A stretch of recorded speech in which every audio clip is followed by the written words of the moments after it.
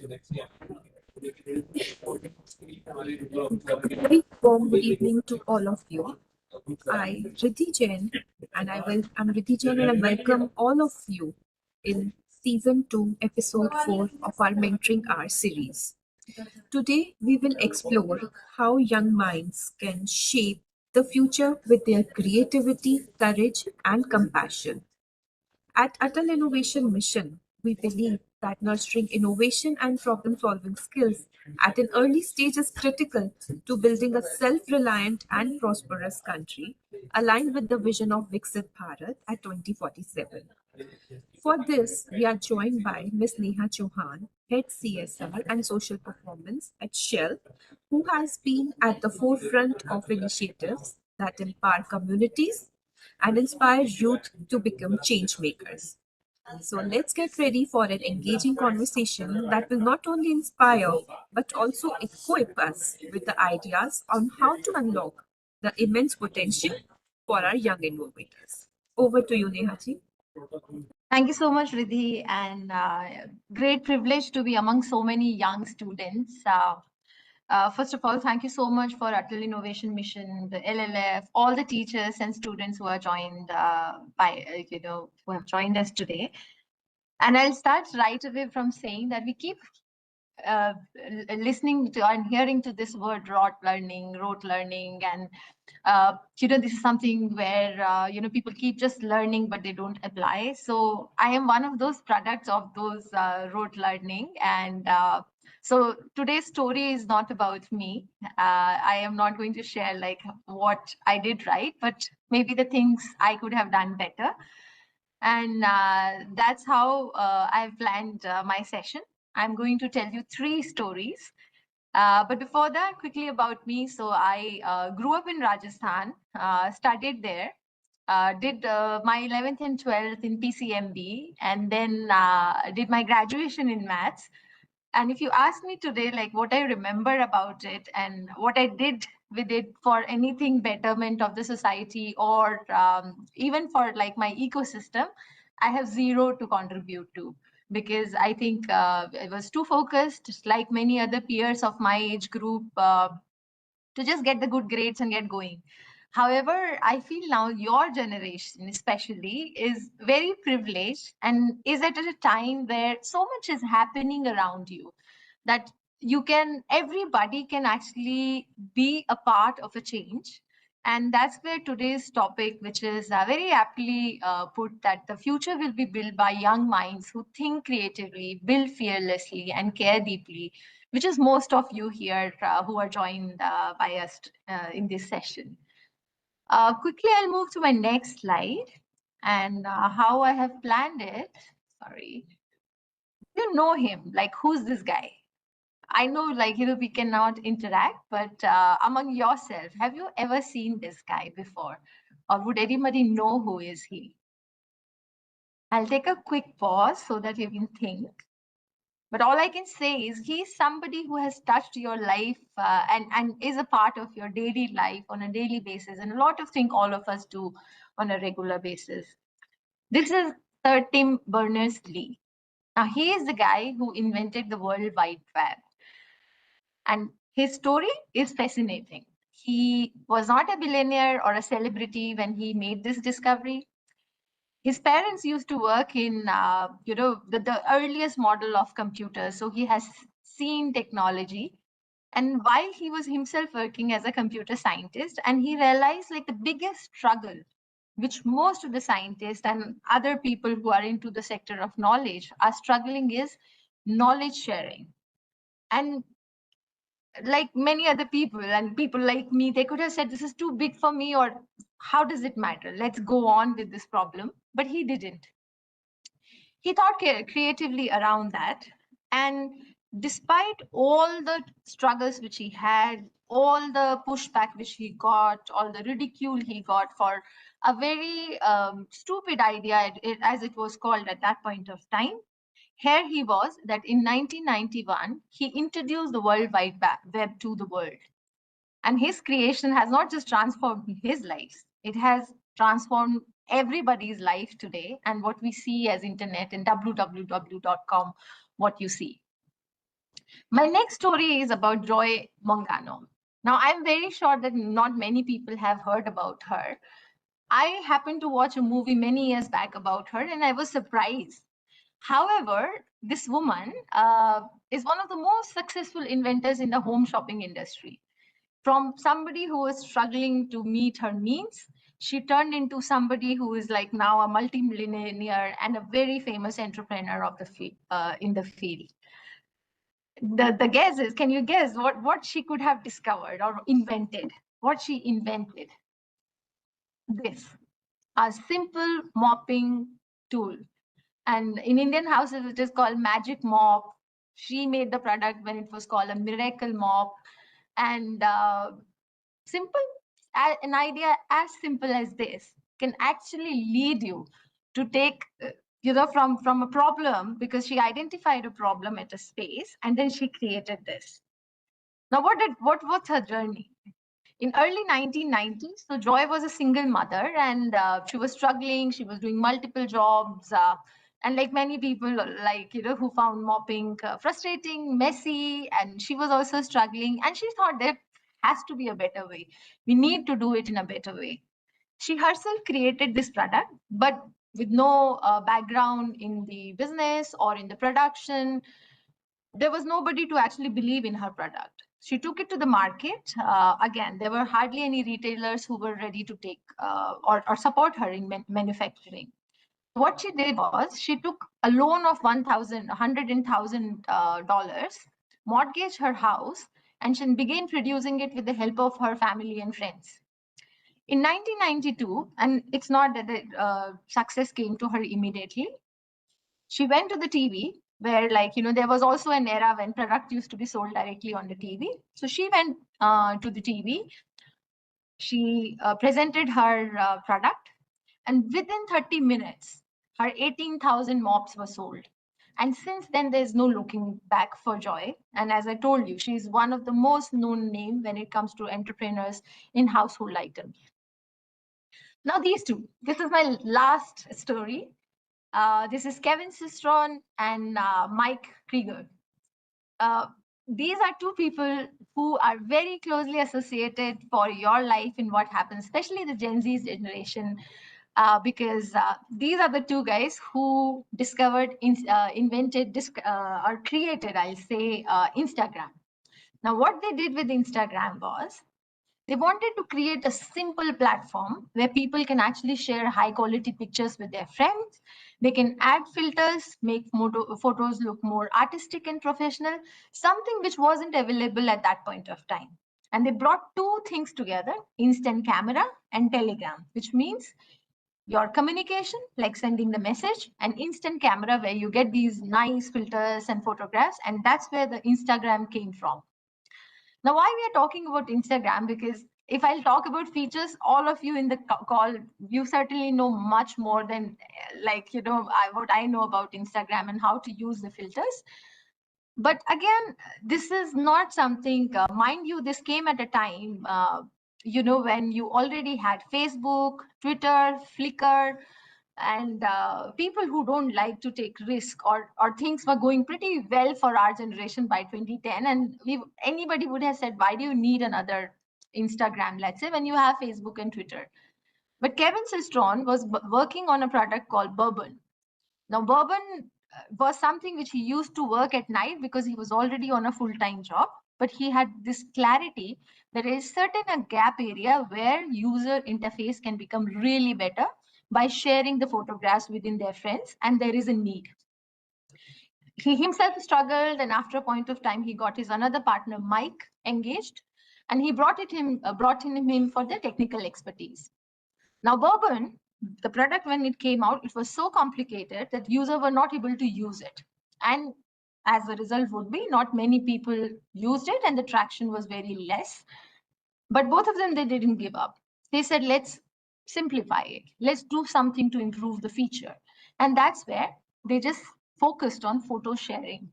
And that's where, my friends, like your favorite product, Instagram, came. It was launched in 2010.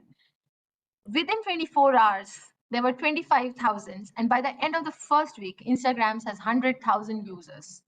So, and by now, you know how it is growing exponentially every year. Also, in the same year, in 2011, Instagram was named App of the Year by Apple. Now, these are like different pieces. And why I'm telling you this story is there's something common about people who achieve their ideas. They're creative, they're the creative thinking, they're fearless. Like if you see Joy's example, she could have lost her house, but she went on. Creative thinking, the Mike and Kevin, they thought that, you know, while the world is still using Facebook, why not do something which is more useful? Deep caring, that's where Tim's role comes in, that he thought that knowledge sharing is something what the world needs. And design thinking, which is the core of everything which comes to the solutions, you know.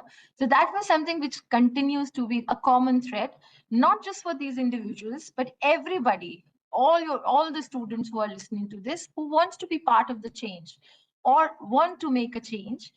But then comes certain other characteristic of that, which is around what are we doing about it? Like, do we have the right means to actually put our creative thinking, our fearlessness, and our deep caring into some kind of methodology where the result comes? Now, from a shell perspective, if I quickly talk about, and as I said in the beginning of my presentation, that you guys are in an amazing time when so much is happening around you, whether it is the Atal Tinkering Labs, the incubation labs, so many corporates putting up STEM labs, so many competitions which are happening where you are supported, and at the same time, internet to let you know what's happening around the world. One of those pieces among many things which is happening is the Shell supported NXplorers program. And that's where we support the system thinking, scenario planning, and theory of change. I assume there are a lot of students today who have joined us who are part of the NX thinking. The three pieces which I really want to talk about is like the, you know, how you start thinking about a problem. And I'm sure some speakers have already covered it. So in the interest of time, I'll straight away jump into a short video for all of you to talk about that how NXplorers is implemented. But at the same time, I also want each one of you to leave the room inspired in terms of how you can contribute and turn your idea, which is related to the problem you see around the world, into a solution. So I hope all of you can hear and see this. The Koli community in Maharashtra coastal belt depends on fishing as a crucial source of livelihood. However, the fishing industry is adversely affected by the algal blooms resulting from the industrial waste as it obstructs the boat movement. This leads to higher expenses in the term of boat maintenance and fuel for deep sea fishing. Algal bloom create dead zones by blocking sunlight for underwater plants and endangering marine life dependent on oxygen. While we were thinking about fishermen and challenges they face, fortunately, I and my friends of Modern School Vashi got an opportunity to attend Shell NXplorers workshop conducted by Learning Links Foundation. Through Shell NXplorers workshop, we gain insights into Sustainable Development Goals, inspiring us to address the issue of algal bloom. The Shell NXplorers methodology equipped us with tools and technologies with which we could be able to solve the problem of algal bloom faced by the Koli community. So as a first step to explore the problem, we came up with a problem statement. How can we save the biodiversity of marine? The connection circle tool assisted us in identifying the factors contributing to our issue and establishing cause and effect relationship for each factor. Through this analysis, we identified two leverage points: biomass accumulation and industrial, agricultural and residential waste. To dive deeper into the problem, we use Perspective Circle tool to comprehend the viewpoints of various stakeholders associated with the issue. Fishermen express the concern about the increasing difficulty of accessing deep water leads to higher cost for fuel and maintenance. The scientists expressed concern about alarming algal blooms due to industrial waste. This not only disturbs the marine ecosystem but also endangers the biodiversity. We worked on scenario planning quadrant. We identified third quadrant as a preferred future. It entails low biochemical oxygen demand, reduced water pollution, and no eutrophication. In envisioning the preferred future, we have brainstormed a lot of ideas such as BioBloom Investigator, Marine Sanctuary, sustainable fishing practices, coral reef restoration, mangrove replantation, and many more. To determine actionable steps towards this preferred future, we used feasibility funnel tool to filter the idea further. We could see that BioBloom Investigator is an appropriate solution to proceed with. Moving on, we use the ripple effect tool to gauge the positive and negative consequences of implementing the solution. Through this exercise, we also recognize that extraction of all algae would impact the organism dependent on beneficial algae. To mitigate this, we change our focus on only extracting the harmful algae. We then went on to build a prototype, a robotic machine equipped with an advanced camera sensor to detect harmful algae, connected to a Raspberry Pi program for detection of algae and extraction from water bodies. With BioBloom Investigator, we can increase oxygen levels in water by removing algal bloom, thereby contributing to SDG 14, 6 and 12.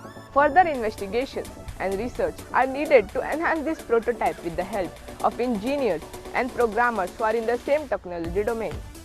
On behalf of Modern School Vashi, I extend my thanks to Shell NXplorer and Learning Link Foundation for giving our students a new methodology and finding out the solution for making the earth a better place to live in. Thank you. We aim to bring happiness in the lives of fishermen and save marine life. Nurturing aquatic life, securing sustainable future.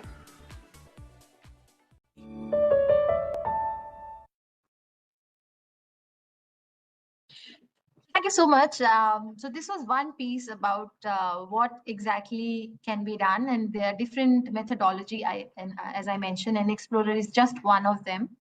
So if you have an idea, there's so many ways you can actually turn them into a solution. But what is actually required is three key aspects. One is to be curious. Second is to be creative. And third is to be fearless. Now, these three aspects, when you mix them back with the right methodology, right platforms, that's where I think the results come in. Now, if you also talk about the Indian scenario, India has made remarkable progress from 2015 to 2022, where we were at the 81st position and now you are at the 40th position. And looking at you guys, I'm sure we will be in top 10 in like very soon. However, the struggles which remains are like, while, let's say if we take the example of 2023, there were 1 lakh patents which were done. But the journey from patent to commercialization is so arduous, and you will see very limited products reach to the market. Now, according to the World Economic Forum, and I'm sure most of you are aware of this statistics, that 65% of the students who are in primary school today will be working in jobs that they don't yet exist. So, which means like, you have to really prepare yourself for the future. And I believe like STEM and STEAM were like, the entire burden of future and the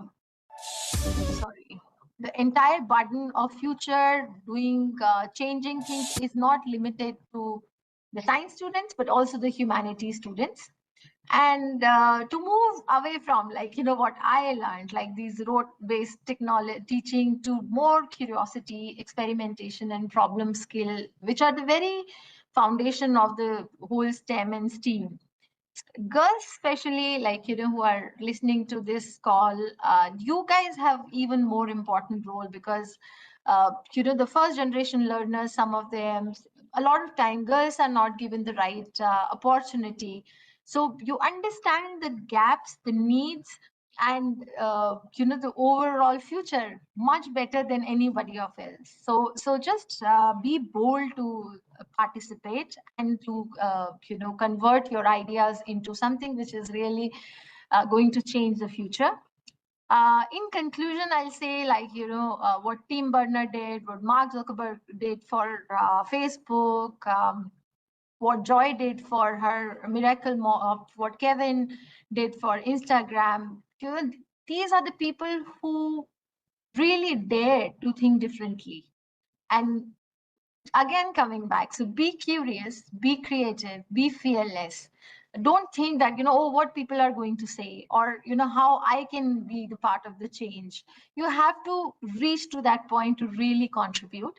And most importantly, care deeply about the world around you. We are living in a very difficult world, and individuals like you are really going to make it work. So, in the end, like, the future is waiting for you to build it. And will you take the challenge? So, Riddhi, I'll stop here. I'll stop sharing. Over to you. Thank you, Neha. It was indeed interesting, a different perspective altogether. We have received few questions here, so I'm reading out the first one. How can students balance creativity and practicality when developing solutions for real-world problems? Your take on that? I think it start with knowing like what's happening around you. Like, are you aware? Do you have the right tools? So whether a lot of you are on Instagram, YouTube, like there are so many in-house and easy to access free information which is floating around. So much easier for your generation, and that's what I was saying. So first and foremost is just figure out like what's happening. Like do you understand the problem perfectly? Second is from the practicality, I'm assuming you're talking about like, the scores and giving time to the school as well as then doing things beyond that.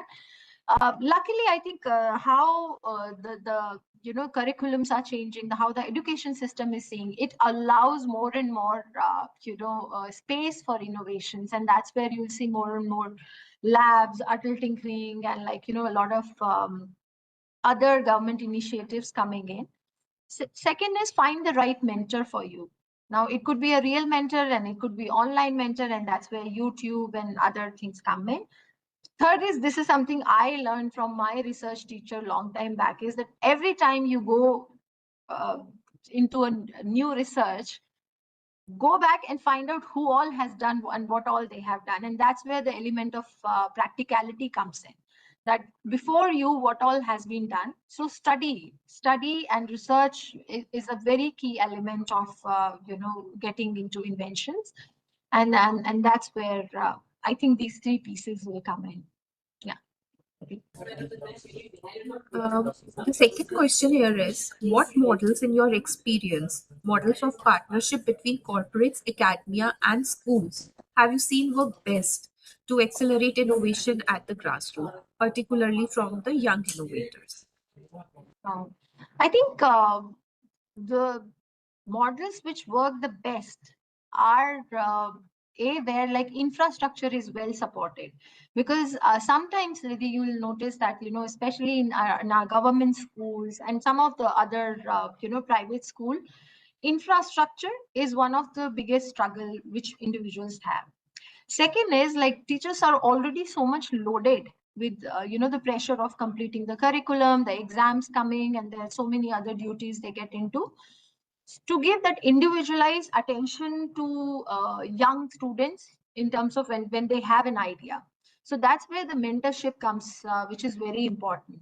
Now, within India as well as outside, like there are various models where I think this kind of setup where infrastructure, mentorship, and the existing schools where you don't do these one time initiative but you stay with the student for a longer period, that's where these are the models which works the best.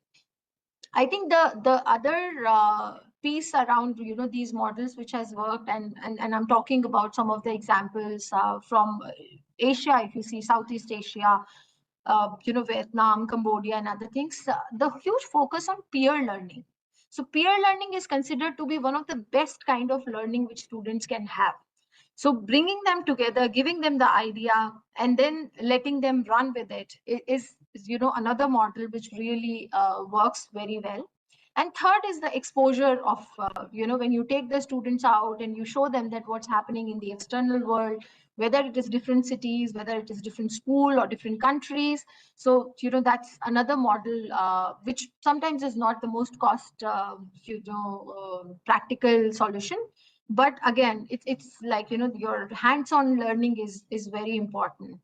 And finally, I think getting attached to even in the corporate setup to kind of industries where you see you get the skills first hands on, like if I'm talking about, let's say, Microsoft or AI, or Shell for energy, or Dell for again technology. So like, different partners, when they come together and when they have something to offer. So that's again, the models which we have seen working very well. Again, if you see Europe and US, like places where the patents are very high, you will see from an early stage the market linkages of what the students are working on is also something which is in a space to be explored for our country. And again, a model has worked in different places. We are yet to see the real results. Yeah. Yeah, market linkage part is really very much underdeveloped right now, even for this micro enterprises. So yeah, this is something that we should really consider working upon. Um, Here is what advice would you give to the students who want to take their ideas forward but feel limited by resources or exposure? How they can sustain their inspiration and willingness to continue? Sure. Yeah, and I think this particular one is a very practical question, and a struggle which I think everybody who's on this journey to contribute or to make a change or to create something or invent something is struggling with. So I think first and foremost is something which I'll repeat again, that figure out that what's happening in your ecosystem. Who are those individuals? Uh, like who can really contribute. So to understand that. Second is, and again going back to these three stories, you will see none of them were supported by especially from the resource perspective, also from a skill perspective. If you see Joy's story, she didn't know how to do marketing, how to actually bring her product into the market. So that becomes like the first step is try to understand your ecosystem better. The first thought which will come will be that it's so difficult and cannot go ahead, but trust me, we are living in the age of opportunities right now, making it so much easier compared to earlier days to find the right partner, to find the right resources. So much is happening, first within the government, then within the NGO systems. Third is around the corporate partnership. So I think those are some of the spaces to be first seen, that and so perfectly, I think this is my first thing, so that understand your ecosystem. Second is don't give up. Like your first thought will be that, oh, now nothing is happening, but there's always a way out. Talk to your teachers, talk to your mentors, find the right connects, and then just get going. Uh, So, one last question. If you had one message for young innovators of India, what would it be?